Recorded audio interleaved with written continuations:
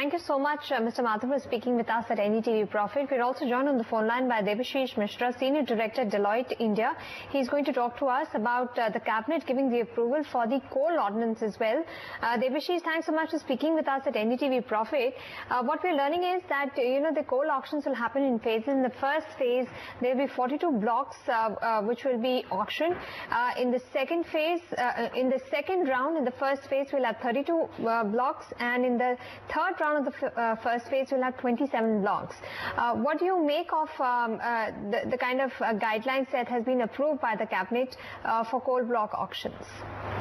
So this ordinance will help in continuing with the process. Government ministry came out with the concept paper last week, and there are two kinds of blocks. One set is the operating blocks, which are called the Schedule 2 blocks. And the whole idea is not to delay the auction process, because there should not be any disruption in production from the operating blocks.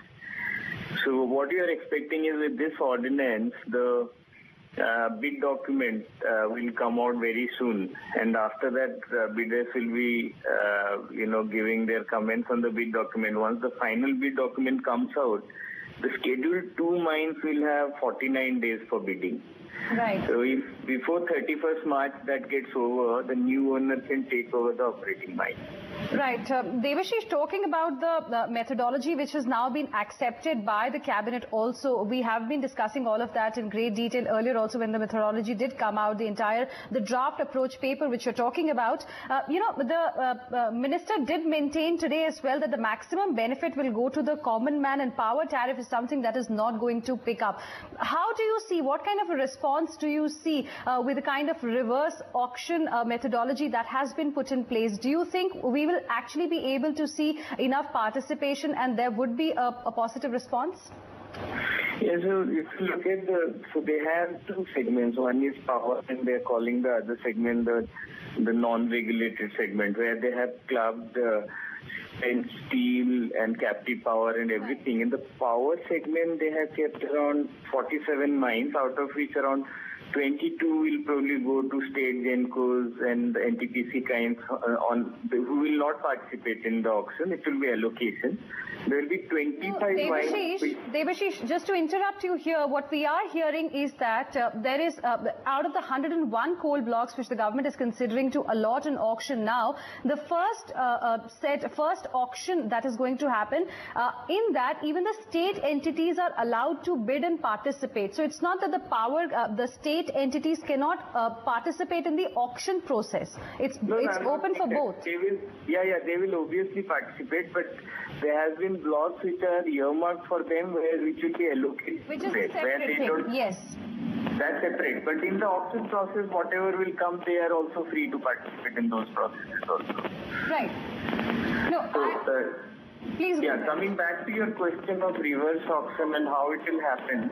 So what we are understanding is that for the regulated power segment, what government will do is the ROM Coal India notified price for the particular calorific value and band of coal will probably work as the ceiling, and people will be asked to quote, whoever quotes lowest will probably get the mine, and they will then be asked to pass that on through a PPA to the consumer. Right.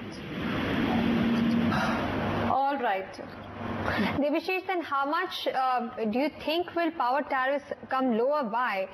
Because, there is an intrinsic value of the coal as well, and there's a reverse bidding process. What the minister is saying that the consumer will benefit. How much lower will power tariffs come? No, it's difficult to put a number to it, because, power tariffs, PPAs, they're complex processes, because as you were aware from last few years, we have been arriving at power tariffs not set by the regulator through a competitive process, case 1 tariffs or case 2 tariffs. And there are two parts to it. So even if you make this lower coal prices pass through in a variable cost for the power to be sold to the utility, the fixed cost power that will be fixed still remains unanswered. So a consumer, the company might say that I have a very low variable cost but very high fixed cost. So all those things probably, at some point the state electricity regulators have to be involved in this process. Once they know what is the, at what price the IPP is going to get the coal, and they'll probably intervene to fix that tariff for the sale of power.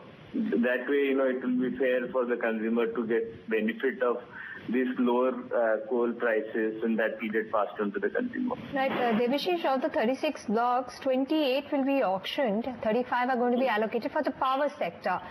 You mentioned these fixed costs, plus there are also high royalties to the state government. So what kind of bidding are you expecting from power companies?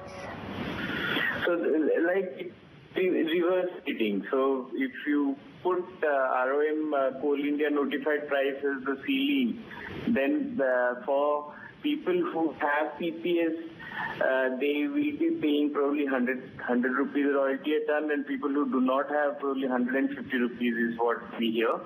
And the rest, probably the companies whoever quotes the lowest in terms of a reverse bidding, starting from, let's say, Coal India notified price is 1,300 rupees. If somebody quotes lowest tariff for that amount of money for that, out of that money, he will have to produce the coal and also pay that royalty to the respective state government. So let's say they arrive at a number of 700 rupees. So whoever quotes lowest will get the block, and that low number will get passed on to the consumer. It's a variable cost. All right, so those exact arithmetic still have to be worked out. Thank you so much, Debasish, for speaking with us at NDTV Profit and giving us your reactions to the coal ordinance being given the go-ahead by the cabinet again. We'll slip into a break. We'll come back with more market updates as well as interaction with corporates. Stay with us.